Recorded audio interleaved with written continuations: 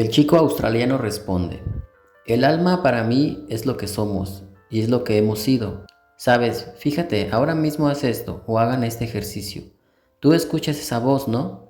En el cerebro, que le llamamos pensamientos, pero en ese pensamiento, ¿a quién le habla? ¿A sí mismo o a quién? ¿Quién lo hace existir? ¿Quién lo confirma? ¿Sabes? A eso me refiero con el alma, a lo que está dentro de nosotros, que nos hace funcionar, como esa chispa que nos hace jalar. Es eso que no se va ni aunque nos llegue la muerte. Es la esencia que somos desde que se hizo todo. Somos chispas vivas de aquel fuego originador del todo. La chica australiana dice: sí comprendo un poco, y sabes, ahora que lo dices, me he preguntado lo mismo. Esa voz de los pensamientos, yo la percibo, pero ¿quién soy yo? Sabes, o sea, dividamos esto así. Está por un lado los pensamientos y por otro el que percibe los pensamientos, ¿bien? Pero ¿quién los percibe? Tú dices que el alma, pero más bien la única manera de saberlo es vaciando la mente de pensamientos. Pero eso no es posible, porque si yo digo que no voy a pensar nada, estoy pensando en no pensar nada y ya estoy pensando. ¿No será que la realidad fue creada o la creamos para estar llenos de pensamientos y mantener oculto o apagado al que percibe los pensamientos? En este caso lo llamaremos alma. O sea, está muy difícil todo esto. Creo que me puedo perder solo de pensarlo. El hombre dice: claro, es como si estuviéramos encarcelados en los pensamientos. Lucía responde: pero los sueños, ¿qué me dicen de los sueños? El chico australiano dice: esa es una gran incógnita. ¿Se dan cuenta que el mínimo, el 40% de la población en este mismo instante está soñando? En los sueños el tiempo no existe. ¿Cuántas veces no hemos soñado y no soñado, estando entre dormidos y despiertos? Ese instante antes de dormir en el que puedes soñar que haces muchas cosas. No sé, pondré por ejemplo algo muy claro. Soñamos que hicimos un viaje de 5 horas y despiertas y solo pasaron 7 minutos. Y, sin embargo, fue muy real. Mi punto es que los pensamientos son sueños, solo que estamos dormidos y no son limitantes ni una cárcel, porque cuando dormimos nos desconectamos de la realidad. Es nuestra provocadora de pensamientos, encarcelantes del alma. El hombre dice: bueno, es que ya es meterse con teorías casi de la relatividad del tiempo y espacio, donde el tiempo se estira y contrae. Les contaré algo muy estúpido o genial, depende de la perspectiva. Yo sueño cosas muy raras y un día soñé que alguien como iluminado, llamémosle así, me explicaba el tiempo. Y lo que recuerdo es esto. Era como una liga. Él la tenía en sus manos y esta liga pues era circular, estaba unida, no tenía puntas. La estiraba y se hacían como pequeños pliegues y cada pliegue era una línea de tiempo. Y el iluminado en mi sueño la estiraba con las manos y pues juntaba las dos manos y me dijo: ¿ves cómo todo está pasando en todo momento? Y cada pliegue es un tiempo, como tú lo conoces, y puedes viajar desde cualquier punto del círculo al otro punto. O sea, puedes viajar en el tiempo porque todo está pasando en todo momento, y así será siempre. No me dijo cómo se podía viajar ni nada de eso, pero lo vi tan claro y lo superentendí. Porque en los sueños se entiende todo mejor y más rápido. Hay cosas que las palabras no pueden explicar, pero que los sueños sí puedes entender. El chico australiano 2 dice: creo que empezamos con esto del alma y ahora nos das una explicación que sí tiene lógica, de cómo es el tiempo. La chica australiana dice: pues sí, es una incógnita todo, pero sí creo que estamos saturados de realidad. Es por eso que no logramos sentir eso que somos, esa conciencia. Yo no le llamaría tanto alma en lo personal. Y muy unido a lo que decía, quería agregar lo del observado y el observador. Voy a esto. ¿La realidad existe o la creamos? Si la creamos con pensamientos que se vuelven realidades, al fin y al cabo, eso es la realidad, pensamientos llevados a la realidad. El chico australiano 2 dice: difiero, porque yo no pensé en crear ese árbol, y está ahí. Puede ser que alguien haya plantado una raíz ahí y se hiciera, pero también está que cayó ahí una raíz, ahí que trajo la lluvia y que se creó el árbol. Hay cosas que no creamos y se crean por generación espontánea, pero no creo que los pensamientos que se crean por otras situaciones aleatorias como el clima o yo qué sé. Al punto es que no somos los creadores de todo, que la misma realidad se crea a sí misma. ¿Sí me doy a entender? Lucía dice, sí, claro, y como unido a esto está ese dicho que dice, ¿qué fue primero, el huevo o la gallina? O si un árbol se cae y nadie lo vio caerse, ¿en realidad cayó? No sé, es lo que decía ella. Si no hay nadie para observarlo, ¿en verdad sucedió? Es un poco lo que me contabas, se refiere al hombre, de que te aislaste y pensabas que como nadie sabía dónde estabas si no te confirmaba. Te preguntabas eso en verdad, si existías o no. El hombre dice, sí, yo tuve mucho esos pensamientos existenciales y se me quitaron ocupándome, pero no dudo en volver a tenerlos, y creo que es importante tenerlos. Nos enfrascamos tanto en la rutina y en lo cotidiano que no nos preguntamos ese tipo de cosas. El chico australiano dice, pues no vayamos tan lejos, aquí hay monasterios budistas. Ellos pasan meses en meditación, viajando por el interior de su mente, y sin hablar ni nada, alejados de todo lo material. El hombre responde, siempre me he preguntado, ¿qué tan mal aliento tendrán si nunca abren la boca? Dice entre risas. La chica australiana ríe y dice, cierto, no lo había pensado. Yo creo que obvio han de cepillarse los dientes y han de tener aseo personal, pero sí sería interesante preguntarle a un monje que ha hecho meditación todo esto que acabamos de platicar y ver qué nos dice. El chico australiano responde, y que también nos diga cómo mierda se construyó Angkor Wat. ¿Sabían que hay la teoría de que los alienígenas lo hicieron? El chico australiano responde, ahí vas otra vez con los Anunnakis. El hombre dice, entre risas, yo soy fan de los Anunnakis, de hecho yo ya estuve aquí y en otros lugares, Egipto, México, etc. Y lo hice por eso, quería ver qué había. Y obvio leí de los Anunnakis, de los Atlantes y de muchas cosas.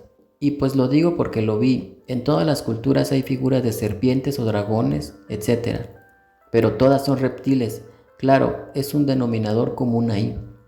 El chico australiano responde, él me entiende, ten otra cerveza y se la da al hombre entre risas. No, pero de verdad, ahí hay algo. ¿Por qué las grandes culturas tienen figuras reptilianas como dioses o líderes? Existen las coincidencias, pero no tanto. En todas las culturas se me hace muy raro. La chica australiana responde, pues tengo que aceptar que sí es probable que algo las una. En este caso, esas figuras reptilianas. Pero de ahí a que sean extraterrestres que cambian de forma, que conquistaron la Tierra, que hicieron al humano genéticamente, que son culpables del diluvio y que hasta la fecha siguen dominando el mundo y que son hologramas de la reina Isabel, pues lo veo muy dudoso, creo que es muy exagerado. El hombre dice, sí, claro, yo también creo que les sobra mucho, pero sí hay algo ahí con los reptiles que aún no sabemos. Mañana que vayan a Angkor Wat, hay una parte donde hay un escudo de reptiles, yo nunca lo olvidé y mañana iré a volver a verlo. Ahí como que me creí más esa teoría. Es que no se sabe cuántas cosas raras habrán pasado en la tierra y que estén enterradas o bajo el mar. ¿O qué tal si bajo el mar hay vida? Dice en tono de pregunta. La chica dice, entre risas, ya se fue muy lejos esta plática, está cool, pero ya hay que dormir. Mañana a las 6 a.m. abren el parque y queremos ir a esa hora. Deberían ir con nosotros, dice la chica al hombre y Lucía. Lucía responde, sí, suena bien, aunque es muy temprano. La chica australiana responde, es lo mejor, dicen que no hay como ver el amanecer en los templos. El hombre responde, sí, yo lo vi y está muy padre, yo creo que sí mañana a 6 a.m. los vemos. La pareja después de una larga plática se fue a dormir. El viaje había sido cansado y mañana querían estar ahí a las 6 de la mañana para disfrutar el amanecer. Sería un día muy diferente a los demás, pasaría algo que los dos nunca olvidarían. Despertaron 5 a.m. y en 30 minutos se alistaron. Afuera había un tuk-tuk, los esperaba para irse. Subieron a la moto y atravesaron el pueblo. Angkor Wat estaba como a 20 minutos de ahí. La noche era fresca y húmeda. Llegaron a Angkor Wat, había poca gente, esperaron a encontrarse a los australianos, pero no pasó. Pagaron sus entradas y comenzaron a caminar. Aún era de noche y se dirigieron hacia la entrada del monumento principal, que era ideal para ver el amanecer. Era una especie de castillo, con 3 pilares en los extremos y el del centro era más grande, todos con terminaciones arquitectónicas del estilo oriental. Sus construcciones siempre eran curviadas hacia el cielo. Probablemente no ayudaban mucho en las lluvias, ya que se estancaba el agua ahí. El monumento principal tenía un camino de 100 metros hacia la entrada principal, y en este camino estaba rodeado por un lago, en el cual se dice había cocodrilos hace tiempo. Cruzando ese camino estaba una especie de arco que era la primer pasada hacia el templo, y de ahí seguía una explanada que se adentraba en las ruinas y pasadizos del lugar. Todo estaba lleno de jeroglíficos, tallados con exactitud, y entre sus comisuras se asomaban colores verdes, producto de la humedad que generaba un poco de lama. Ese era el color de Angkor Wat, verde lama, muy húmedo y antiguo. Sus piedras eran color café y gris, y en las orillas combinaban con ese verde lamoso. La pareja estaba frente al monumento, junto a otros 7 turistas. Estaban esperando ver el sol salir detrás de aquel templo. Era el templo principal, pero había otros 9 más adelante. Y después seguían los templos más viejos que estaban rodeados de árboles gigantes que se fundían con las ruinas de tiempos pasados. El sol comenzó a salir y era un espectáculo lleno de paz. Se escuchaban los pájaros cantar. El agua que rodeaba el templo generaba un sonido relajante. Hasta se podía escuchar el aleteo de los peces y a lo lejos se oía el relinchar de los elefantes. Era como estar en una jungla, descubriendo templos muy antiguos y que nadie conoce. El sol dibujaba la silueta de las 3 torres a contraluz. Todos empezaron a tomar fotos y la pareja solo observaba cada detalle del templo. Lucía dice, es muy diferente este lugar, súper relajante y pacífico. No habíamos visto nada parecido. El hombre responde, sí, a mí me encanta, podría vivir aquí un tiempo. Sabes, lo mejor es que es muy libre, no hay como guías o rutas, es lo padre de este lugar. No es muy visitado, por eso aún tiene la esencia de no ser descubierto. O sea, sigue siendo un punto turístico virgen. Yo creo que en unos años no vamos a poder entrar al templo ni a los demás lugares y se perderá todo el encanto. Lucía dice, pues me gusta mucho, ya quiero entrar y ver qué hay en el interior de los templos. Caminaron por el largo pasillo que iba a dar al interior del templo. Llegaron al primer arco y de ahí seguía una explanada que a sus alrededores tenía pequeños templos muy chicos. Había caballos pastando y la pareja se acercó a un caballo y de paso a ver cómo eran por dentro de esos pequeños templos. Acariciaron el caballo y vieron un poco del templo por dentro. Era muy chico, 3 por 5 metros. En su interior solo había una manta de color naranja e incienso. Parecía que un monje estuvo ahí meditando. Caminaron por el pasto acercándose a la entrada principal. El pasto era largo y se podía ver el reflejo del amanecer en las gotas de humedad que había en sus puntas. De verdad, Angkor Wat estaba lleno de detalles mágicos que la naturaleza había logrado. Entraron al palacio y eran muchas ruinas. Era un lugar techado con varias cámaras llenas de jeroglíficos que narraban historias épicas entre militares jineteando elefantes. Caminaron por todo el palacio, subieron las escaleras y vieron desde arriba los demás templos. Al verlos ya querían ir. El hombre les sugirió que caminaran para ir a verlos. Era lo mejor caminar con el amanecer entre la maleza y después en el atardecer caminarían al fondo del templo principal.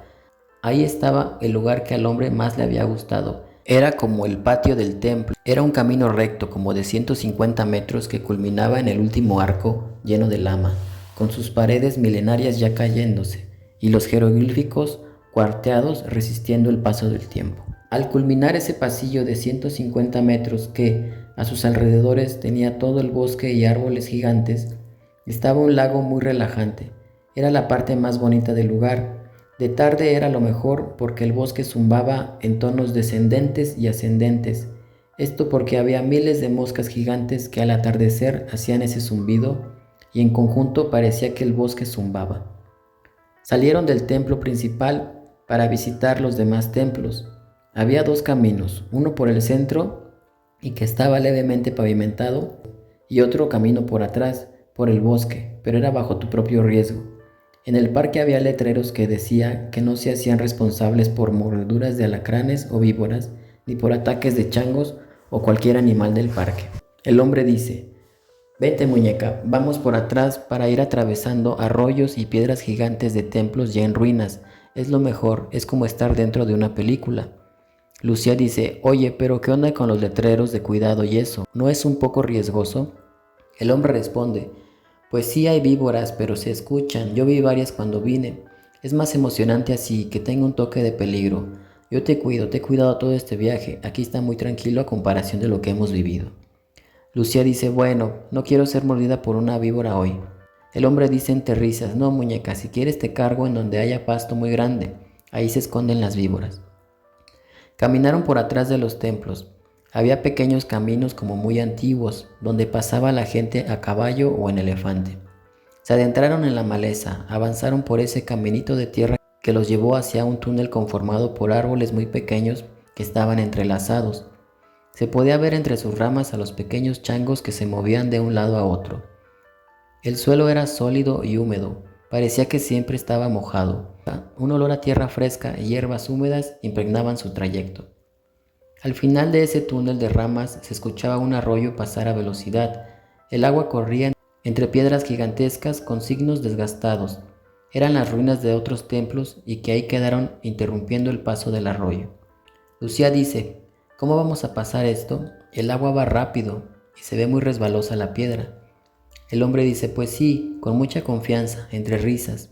Yo cuando vine no estaba tan húmedo, ya no me acordaba de esto. Pero vente, lo importante es hacerlo rápido. Amárrate bien los tenis y llénate de arena las manos para que tengas más agarre por si te caes, dice entre risas. El hombre avanza hacia la primera roca, pero se regresa y va directo a besar y abrazar a la princesa. Le da un gran beso y después la besa mucho en las mejillas y en toda su cara. Le dice que la quiere demasiado y que se imaginó que si se caía y se lo llevaba la corriente, pues ya no podría verla. Por eso quiso hacer eso. La princesa lo ve y sus ojos se iluminan y cristalizan. Están muy enamorados. Ella lo toma de la mano antes de irse y le da un último beso. El hombre avanza y da el primer salto y logra pisar fuerte y no se cae. Ya solo faltan 2 piedras más. Puede sentir el choque del agua en la piedra. El agua lleva una gran velocidad. El hombre dice, vas tú, princesa, saltas y tomas mi mano. La princesa sin pensarlo lo hace. Era muy ágil, había practicado gimnasia, así que los saltos y todo eso lo dominaba. Lo logró fácilmente. El hombre le reconoció que lo había hecho muy fácil. Ahí estaban los dos, arriba de una piedra gigantesca. Quedaban 2 más, era la más difícil. La princesa estaba divertida y le dijo que ella saltaría las 2 siguientes. Lo hizo sin problema en 2 brincos y ya estaba en tierra. El hombre le siguió y también no batalló, pero no lo hizo con la elegancia y fineza que lo hizo Lucía. Siguieron el trayecto, había muchos árboles y seguía habiendo ruinas. Tenían que brincar algunas ocasiones pequeños riachuelos. Cerca de ahí estaba un arco destruido, ya no tenía techo, solo los pilares. El hombre se adentró ahí para ver los jeroglíficos. Siempre los veía esperando ver una imagen de un reptil o de un alienígena. Por su parte, la princesa estaba viendo un árbol que tenía como una bola de pelusa. Tomó un palo y vio que aunque hacía aire no se movía, así que picó con un palo la bola. Y de pronto miles de pequeñas arañas se desprendieron de esa bola. Todas estaban juntas. La princesa solo dio un brinco hacia atrás y vio como miles de pequeñas arañas cayeron al suelo y se disolvieron.